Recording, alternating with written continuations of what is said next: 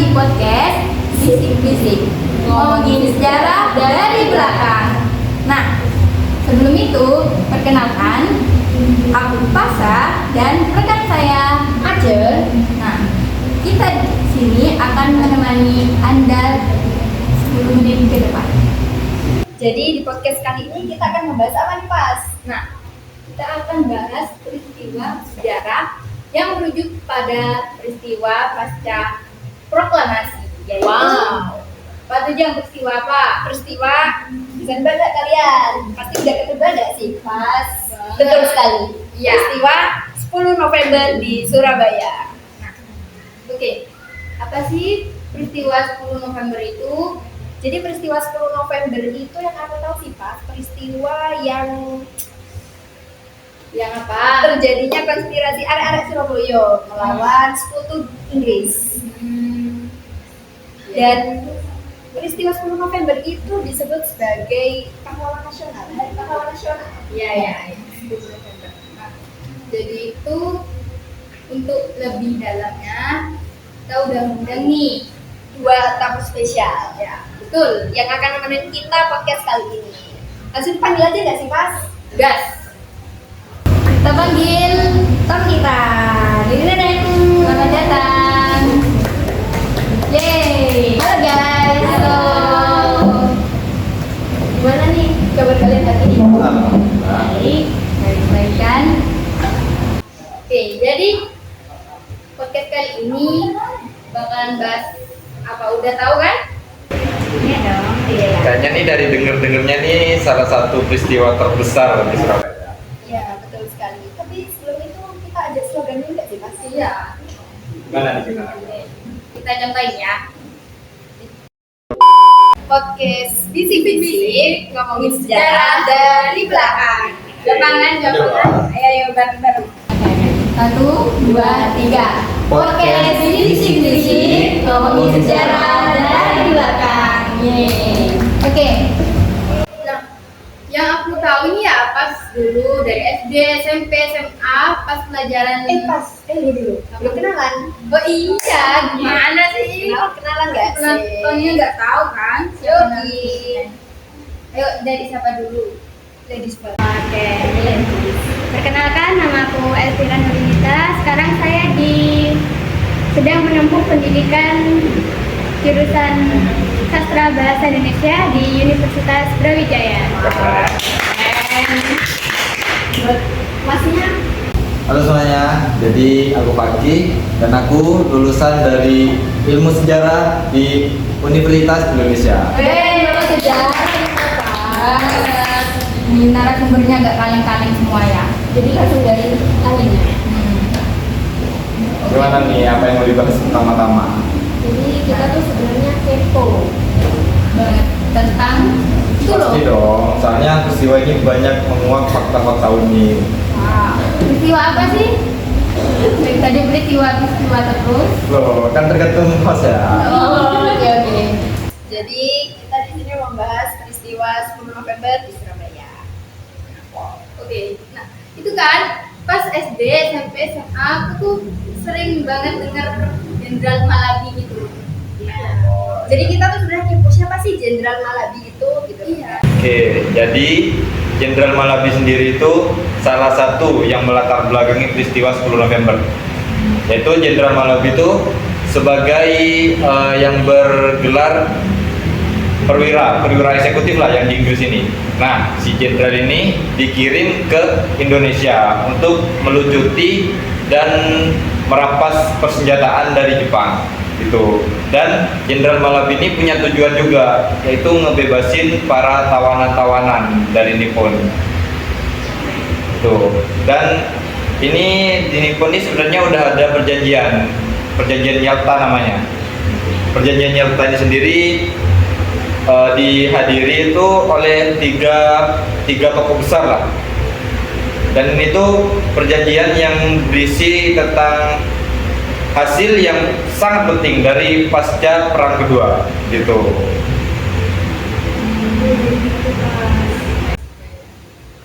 Terus gimana di Indonesia ini?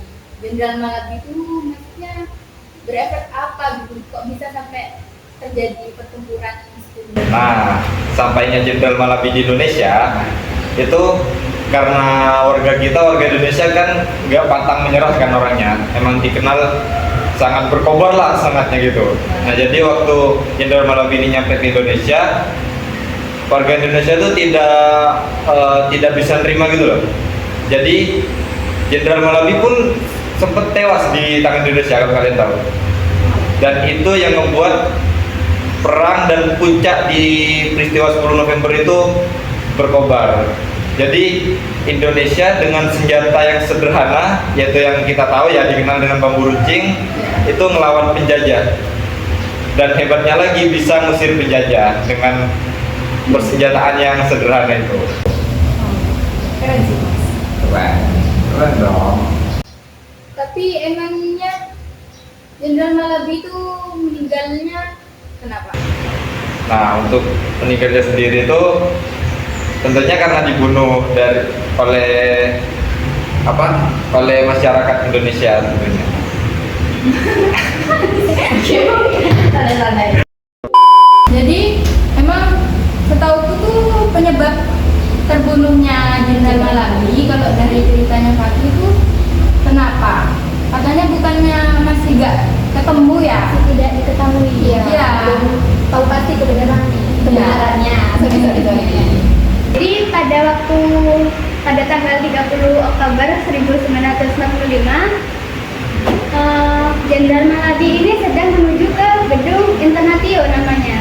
Tapi nahasnya pada saat perjalanan, mobilnya ini hangus terbakar dan menyebabkan Jenderal Malabi ini tewas. Serius ya? Ya. Nah, penyebab hangusnya mobil itu masih belum diketahui sampai saat ini.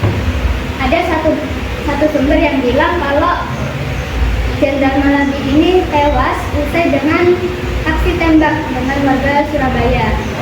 Tapi ada sumber lain yang menyebutkan kalau dia tewas karena granat anak buahnya sendiri. Nah, anak buahnya ini berusaha buat melindunginya, tapi granatnya itu malah salah sasaran. Kena ke si Jenderal Malabi. Akhirnya mobilnya hangus terbakar. Tapi itu cuma dugaan, sehingga sampai saat ini masih belum terkonfirmasi penyebab kematian dari Jenderal Malabi ini. Nah, Ya, penyebab itulah peristiwa-peristiwa sejarah ya. ya, banyak misterinya. Iya. Asik sih. Jadi tewasnya ini masih simpang siur ya kebenarannya, belum pasti.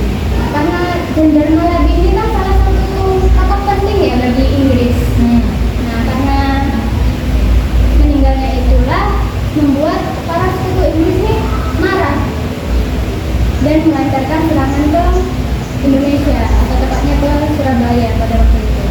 Oke. Jadi sekarang gini, kalau misal Inggris punya tokoh penting yaitu Brigadir Jenderal Malabi, Indonesia juga pasti punya tokoh penting nggak sih, Pas? Iya. Terutama dalam memimpin pertempuran ini. Ya, maksudnya yang pimpin serangan dari Iya. pasukan Inggris ini di Surabaya pada saat itu siapa? Wah, pokoknya sih gak kaleng-kaleng kan. Waduh, siapa? Kasih tahu dong.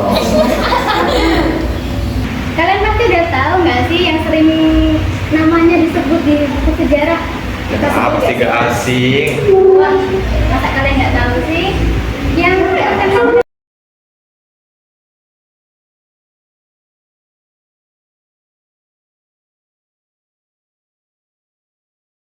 Apa nih? Maksudnya Yang melatar belakangi Bung Tomo buat kenapa sangat berani gitu sampai membela korban? Kalau sampai disebut arek-arek Surabaya. kalau yang melatar belakangi jelas ya, karena Bung Tomo sendiri kan emang darah asli Indonesia ya, pastinya punya semangat juang yang tinggi dan cinta tanah air pastinya. Dan Bung Tomo ini kalau kalian tahu itu punya jiwa kepemimpinan yang besar sejak kecil. Bung Tomo juga sering berlatih sejak kecil tuh kayak pidato-pidato memimpin atau apa segala gitu. Terus karena hal itulah Bung Tomo punya tekad yang kuat buat memerdekakan Indonesia. Karena bagi Bung Tomo selagi Indonesia gak merdeka, kita gak akan pernah bebas dari cengkraman para penjajah kolonial gitu. Berarti Bung Tomo ini bisa disebut salah satu pelopor ya. Pelopor, buat tentunya. arek-arek Surabaya semangat buat Ya, kawal betul. situ. Oke. Jadi akhirnya menang. Bung Tomo berhasil kah? Jelas. Kalau misal kalah, gak mungkin tetap merdeka dong sekarang. Iya. Iya. Iya. Iya. Tapi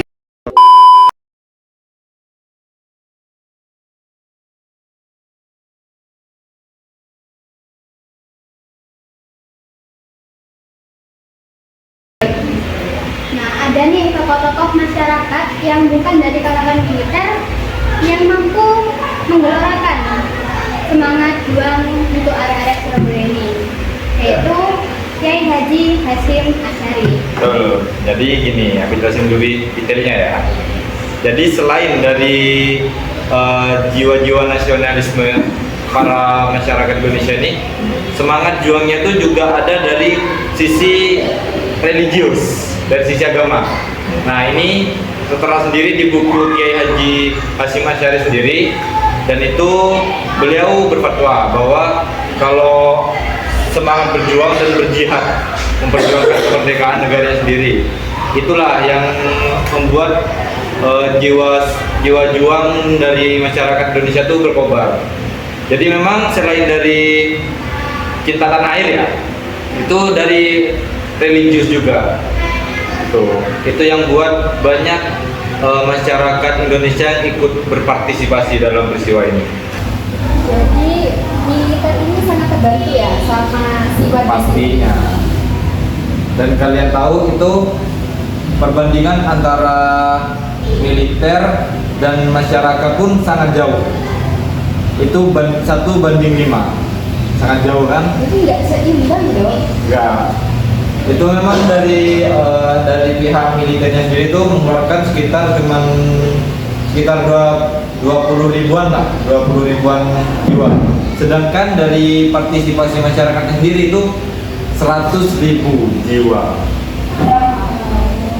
Tuh. Jadi banyakan warga sipilnya ya. Ya, betul. Nah, salah satu akibat dari kayak ajakannya dari Kiai Haji Hasyim Asy'ari ini yang sangat berefek untuk menggerakkan masyarakat. Jadi para arek-arek dari agama, mungkin dari pondokan atau apa gitu yang sangat beriman gitulah. Dan dia mengikuti anjuran dari kiainya sendiri gitu. Gak diharuskan gitu. Ya, dan kalian tahu sendiri kan kalau Indonesia ini tentunya negara yang dikenal dengan beragam. Jadi selain beragam suku, ras, dan juga agama pastinya. Nah, oleh karena itulah pertempuran itu jadi kesannya kayak militer Inggris lawan rakyat sipil dari Surabaya. Oleh karena itu, Militer. iya banyak arek-arek Surabaya yang gugur, yang tewas karena lawannya ya para militer. Karena perbandingan tadi itu ya sangat jauh. Jadi kan dari militer 20.000, warga sipilnya 100.000, sekitaran 120.000 lah ya yang bertempur melawan tentara Inggris ini. Terus korban jiwanya berapa?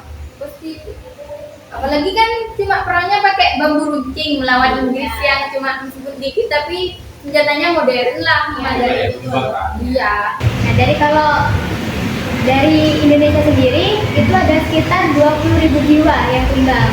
Sedangkan kalau dari Inggris itu ada sekitar 1,6 jiwa yang tumbang. Nah, tapi selain mereka yang tumbang, ada sekitar 150.000 orang yang meninggalkan Surabaya. Itu karena apa? Kok meninggalkan Surabaya? Kalau alasannya sendiri itu kan karena ini pertempuran besar ya, jadinya otomatis kota Surabaya ini semakin hancur di saat pertempuran itu terjadi. Dan pastinya gak bisa dong mereka yang gak ikut berpartisipasi tetap tinggal di sana. Dan beberapa alasannya, yang pertama karena bahaya, dan yang paling utama itu karena ya kotanya udah hancur, mereka mau tinggal di mana. Jadi mereka terpaksa buat fungsi gitu, keluar dari kota Surabaya itu sendiri.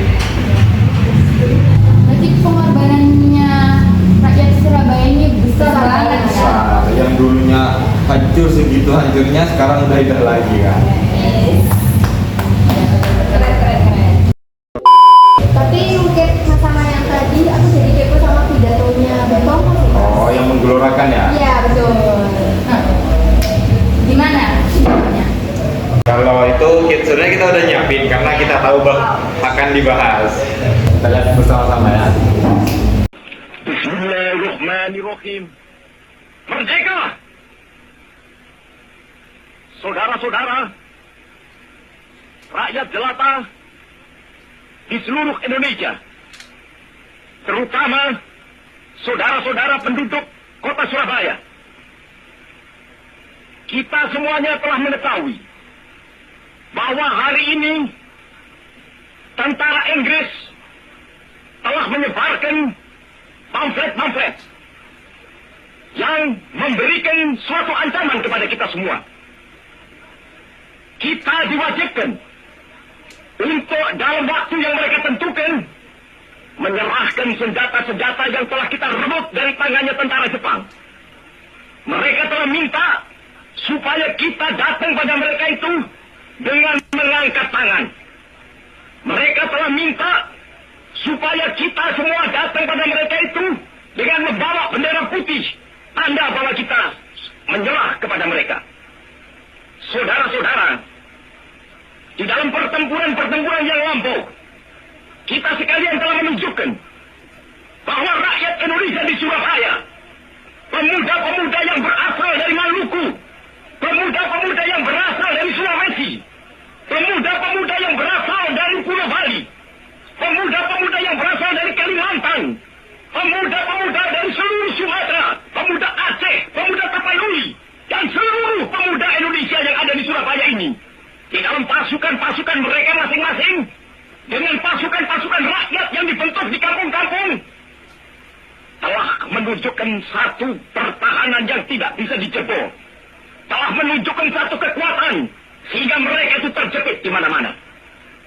Hanya karena taktik yang licik daripada mereka itu, saudara-saudara, dengan mendatangkan presiden dan pemimpin-pemimpin lainnya ke Surabaya ini, maka kita tunduk untuk memberhentikan pertempuran. Tetapi pada masa itu mereka telah memperkuat diri, dan setelah kuat, sekarang inilah keadaannya. Saudara-saudara, kita semuanya, kita bangsa Indonesia yang ada di Surabaya ini, akan menerima tantangan tentara Inggris itu.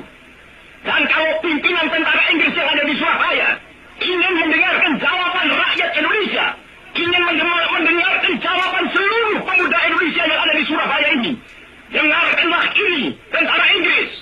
Ini jawaban kita. Ini jawaban rakyat Surabaya. Ini jawaban pemuda Indonesia kepada kau sekalian. Hei, tentara Inggris, kau mengendaki bahwa kita ini akan membawa bendera putih untuk takluk kepadamu. Kau menyuruh kita mengangkat tangan datang kepadamu. Kau menyuruh kita membawa senjata-senjata yang telah kita rampas dari tentara Jepang untuk diserahkan kepadamu. Tuntutan itu, walaupun kita tahu bahwa kau sekalian akan mengancam kita untuk menggempur kita dengan seluruh kekuatan yang ada, tetapi inilah jawaban kita. Selama banteng-banteng Indonesia masih mempunyai darah merah yang dapat membuat setarik kain putih, merah dan putih, maka selama itu tidak akan kita mau menyerah kepada siapapun juga. Saudara-saudara rakyat Surabaya, siaplah, keadaan genting. Tetapi saya peringatkan sekali lagi, jangan mulai menembak. Baru kalau kita ditembak, maka kita akan ganti menyerang mereka itu. Kita tunjukkan bahwa kita ini adalah benar-benar orang yang ingin merdeka. Dan untuk kita, saudara-saudara, lebih baik kita hancur lebur daripada tidak merdeka. Sebelum kita tetap merdeka atau mati. Dan kita yakin, saudara-saudara, pada akhirnya pastilah kemenangan akan jatuh ke tangan kita. Sebab Allah selalu berada di pihak yang benar. Percayalah, saudara-saudara, Tuhan akan melindungi kita sekalian. Allahu Akbar, Allahu Akbar, Allahu Akbar. Merdeka! Nah, itu dia pidato dari Bung Tomo. Penuh semangat kan pastinya. Itulah alasan yang buat para warga Surabaya jadi bergelora memperjuangkan kemerdekaannya. Merinding sih, aku dengarnya merinding. Iya dong. Keren banget sih pengorbanan arek-arek Surabaya. Oke guys. Jadi apa yang dapat kita petik dari peristiwa 10 November di Surabaya? Menurut kalian? Tentunya untuk pelajaran sendiri yang paling utama ya tentang semangat juangnya sih. Karena kan yang dari tadi kita bahas ya, mereka cuma berbekalkan senjata yang sederhana, bambu runcing. Siapa sih yang ngira kalau bambu runcing bisa ya menewaskan mereka semua, dengan perbandingan mereka yang bersenjata udah senjata api, terus tembakan ya. Dan kita cuman bambu runcing bro, siapa yang nyangka kan? Oke, tapi jadi itu Indonesia menang kan? Nah, itu Tanah airnya nggak usah diragukan. gacor gak main-main. Nah, kalau dari Elvira sendiri apa nih yang dapat dipetik dari peristiwa 10 November ini? Nah, perjuangan arek-arek Surabaya ini kan sudah memakan banyak korban sekali ya. Nah, oleh karena itu kita tuh nggak boleh lupain sejarah dan Tetap nggak apa-apa. Santai aja. Ya lanjut. Intinya jas merah nggak sih Pak? Oh, Jangan iya. melupakan sejarah. Benar. Nah, udah. Nah, belum. Aku ada satu lagi. Apa tuh? Apa pesan dan kesan kalian yang ingin disampaikan kepada anak muda sekarang tentang sejarah ini? Pesan dan kesan ya untuk anak muda yang sekarang, maksudnya kita di zaman sekarang tuh udah masuk gen alpha ya. Gen Alpha. Gen alpha. Oh jangan deh, kalau kita kan Gen Z kan, dan Gen Z itu dikenal dengan kemalasannya katanya. Nah, ya Iya. dan kita cobalah ubah stigma itu dengan kita mandang ke sejarah-sejarah dulu yang mereka udah semangat juangnya udah tinggi kan. Semangat juangnya udah tinggi untuk memperjuangkan dan bahkan mempertahankan kemerdekaan Indonesia ini. Ya masa kita mau nyantai-nyantai dan malah kita yang mau merusak kemerdekaan ini kan? Jadi aku gak maksa kalian buat berinteraksi apapun gitu. Cuman aku mau untuk anak muda zaman sekarang itu lebih produktif lah, lebih menunjukkan bahwa Indonesia tuh pantas untuk bersaing di kancah internasional. Kalau dari Elvira? Nah, kalau dari aku sendiri sih, kan sekarang banyak nih anak-anak muda yang terobsesi dengan dunia barat, negara-negara barat atau bahkan Korea, Jepang gitu kan ya. Nah, sebenarnya sih nggak apa-apa ya, cuman jangan sampai rasa nasionalismenya itu luntur, iya. Karena zaman dulu itu udah banyak pengorbanan dari para pendahulu kita ya. Jadi mau sekeren apapun tren di sosmed, kita juga nggak boleh lupa sama sejarah-sejarah kita ya. Adat kita juga gak kalah keren bro. Kita beragam. Kita beragam. Ya. Intinya kita kaya. Betul. Intinya apa? Jas merah. Jangan lupakan sejarah. Nah, kayaknya cukup gak sih? Ya. Kok keren banget ya narasumbernya kita ini. Keren banget. Pasti pas pelajaran sejarah di SD, SMP, SMA gak pernah tidur ya gak sih? Gak pernah tidur gak sih Pak? Sama gurunya. Dan kalian tahu apa yang buat aku cinta itu sama sejarah? Apa tuh? Karena sejarah itu menguak misteri-misteri yang harus kita sendiri yang memecahkan, harus dengan teori-teori kita sendiri. Itu dia. Cukup gak sih segini ya? Emang Udah cukup gak sih obrolan kita hari ini? Iya, bener banget. Udah lama. Jadi terima kasih buat Elvira dan Faki udah nemenin kita di podcast kali ini, dan semoga kalian yang nonton podcast kita jadi terinspirasi dan lebih produktif lagi ke depannya. Semangat buat anak-anak muda di luar sana, jangan lupakan sejarah. Ya. Semoga bermanfaat. Cukup sekian. Kurang lebihnya. Bentar. Gak ada slogan nih. Oh iya. Slogan dulu. Slogannya seru deh kayaknya. Ya, kalau kita ngomong podcast bisik-bisik jawabnya Ngomongin. ngomongin sejarah.